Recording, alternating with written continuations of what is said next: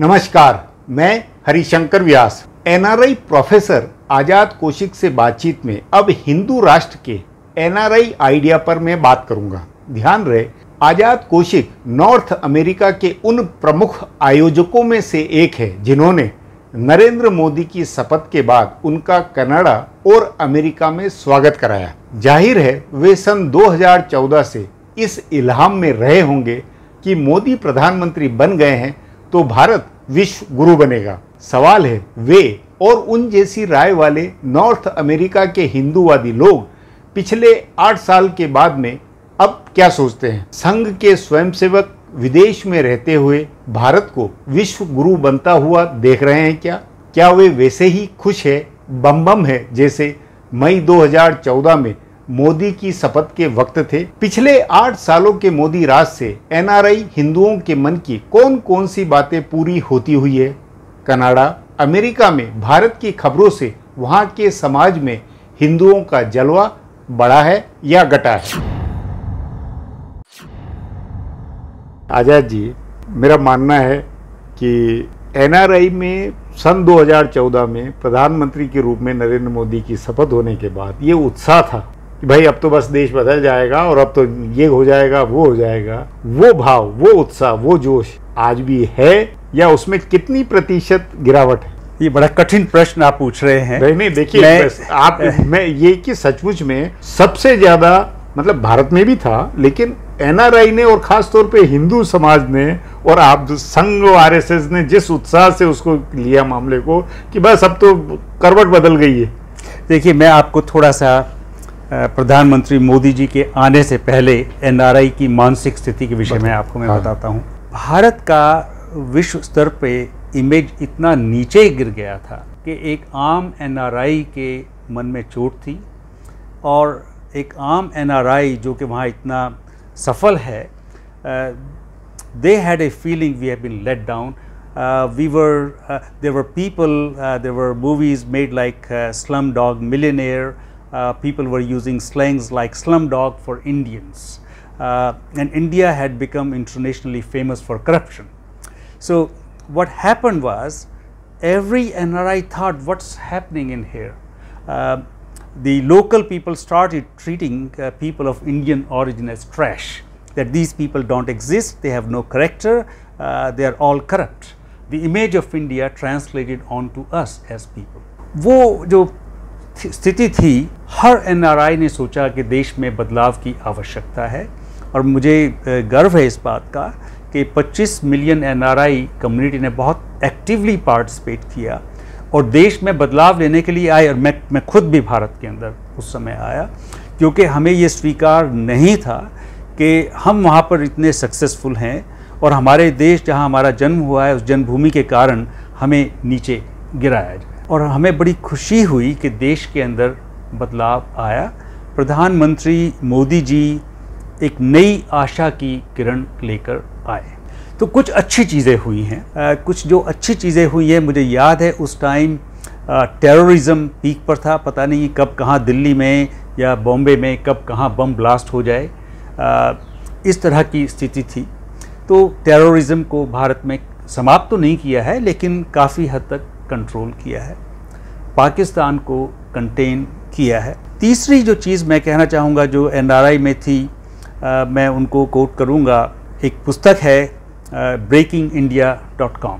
परिस्थिति इस प्रकार की है कि क्योंकि बांग्लादेश अलग किया गया था, तो पाकिस्तान बांग्लादेश को जोड़ दिया जाए और भारत के 3 टुकड़े कर दिए जाएं, और इस तरह की जो स्थिति थी। तो उस जो breakingindia.com जो फोर्सेस हैं वो अभी भी एक्टिव हैं, वो फोर्सेस ख़त्म नहीं हुए हैं, लेकिन भारत ने ये प्रूव किया है कि आप हमें आसानी से नहीं तोड़ सकते हैं। मोदी जी ने वो जो भारत को जो तोड़ने का जो विचार था उस पर थोड़ी रोक लगाई है। तीसरी जो स्थिति है वो ये कि हिंदुओं का स्तर और हिंदुओं का जो आत्म स्वाभिमान जो था वो इतना नीचे गिर चुका था विदेश के अंदर कि लोग अपने आप को हिंदू कहने से कतराते थे। और जबकि मैं कह सकता हूँ कि एज ए प्रोफेसर मैंने एज ए हिंदू गर्व फील किया, जो हमने वहाँ पर काम किया और जो वहाँ पर नाम विदेश में कमाया, वो मैंने एज ए हिंदू मुझे अपने ऊपर गर्व था, और मैं केवल अकेला नहीं हूँ,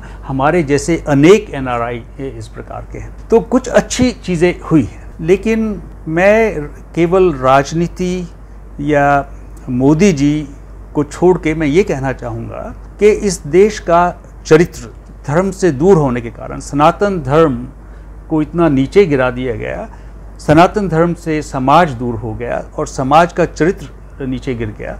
तो चरित्र में जो देश की गिरावट आई है वो आप राजनीति में भी देख सकते हैं, आप सरकार में भी देख सकते हैं, और उसी कारण ये जो देश चाहे कोई भी प्रधानमंत्री बन जाए। नहीं, लेकिन आप सवाल में आपको टोकूंगा कि वो चरित्र क्या पिछले 8 सालों में लौटा है या और चरित्र बिगड़ा है? वो राजनीति का आज जो रूप है वो क्या आप बहुत अच्छा मानते हैं? मतलब शिवसेना, उद्धव ठाकरे, भाजपा, नरेंद्र मोदी और जो राजनीति कर रहे हैं, जो तोड़फोड़ हो रही है, जो दल बदल हो रहा है, ये चारित्रिक तौर पर आपको लगता है भारत इससे और भारत का समाज मजबूत हो रहा है? राजनीतिक चरित्र और भी नीचे गिरा है। It has gone down so much, I even question if it continues like this weather India would exist. ये लेकिन वहां भी फील है ये। Yes, absolutely yes. तो उस नाते आप लोगों के थॉट प्रोसेस में, आप लोगों के चिंतन मनन में अब क्या विचार चल रहा होगा? बेचैनी बढ़ गई है या सचमुच में ये उम्मीद है कि नहीं सुधर जाएगा, मामला ठीक हो जाएगा? क्या लग रहा है? बेचैनी है वहाँ पर, समाज में बहुत बेचैनी है। NRI आज के दिन ये सोचता है कि हमारे पास तो अब कोई विकल्प भी नहीं है। पहले आपके पास विकल्प था, हिंदू विकल्प था, एक आइडिया अलग था, पंडित नेहरू का अलग सेकुलर आइडिया था, हिंदू का एक अलग आइडिया था, लेफ्ट का भी आइडिया था, कुछ भी आइडिया तो है। और आप तो क्योंकि वहां उन देशों में जहां सचमुच में 2 पार्टी 3 पार्टी का सिस्टम है, आते जाते रहते हैं प्रधानमंत्री और देश। देखिए वहां बड़ा सिस्टम बड़ा क्लियर है, क्लैरिटी है। वैसा सिस्टम हमारे यहाँ चाहते हैं या नहीं चाहते हैं? नारे साफ सुथरापन, उस तरह का विचार भले हो अलग अलग, लेकिन कुछ तो सफाई साफ सुथरा चाहते नहीं?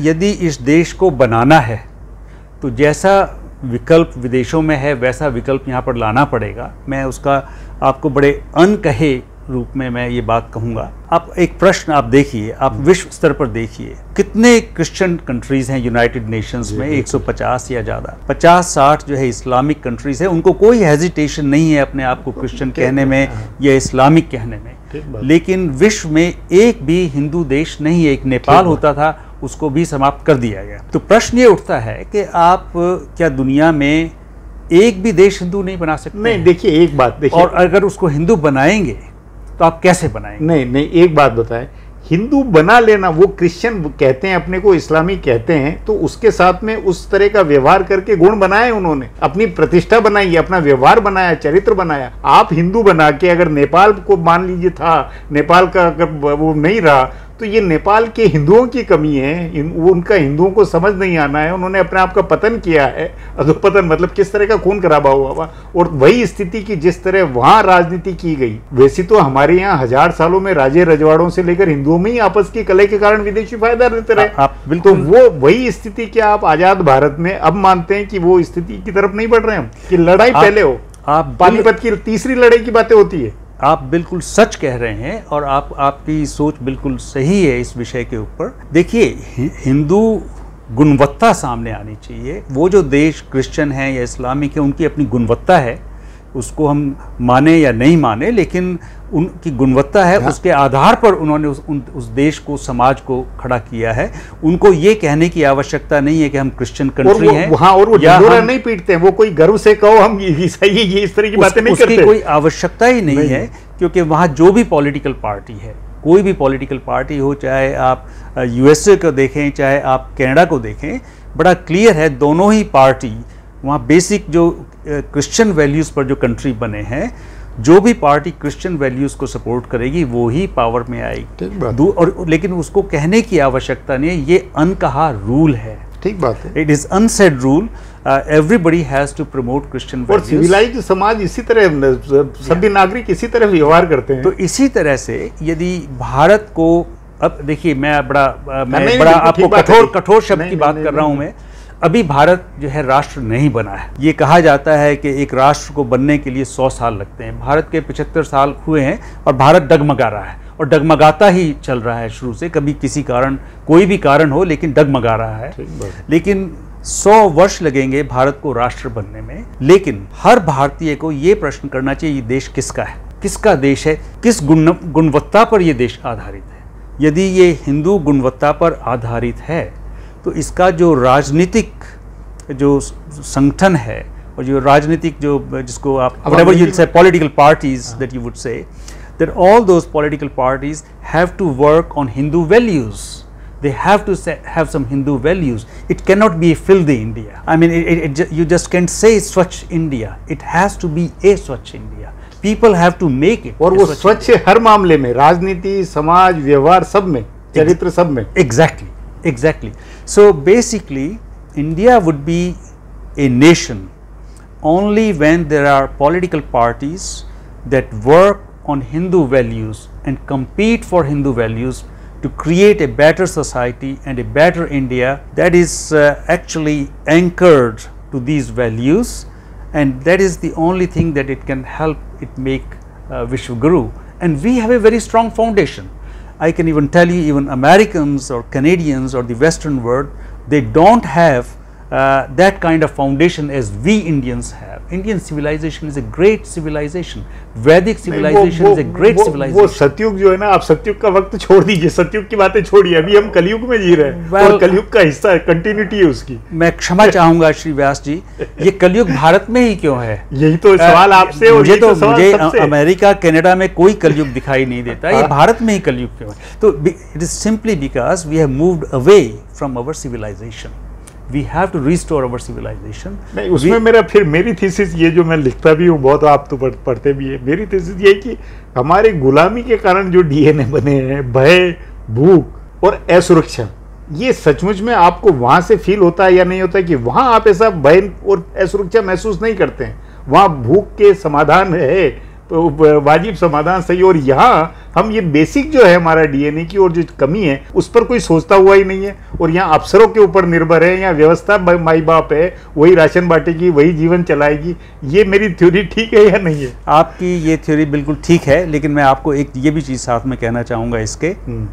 What is the job of the government? The job of the government is to do away deformities that have come to exist in a society. ठीक बात है. An Indian system is full of deformities. So now if you have a deformed platform, how you can build a society in a country?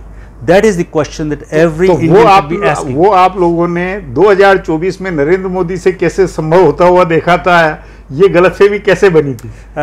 I do believe that that Prime Minister Modi ji has been successful in certain areas like terrorism, for example, and those kind of things. But the reality is this: I mean, if we don't promote merit, if we don't promote merit, and if we don't create a society based on merit, we cannot create the India that we all want.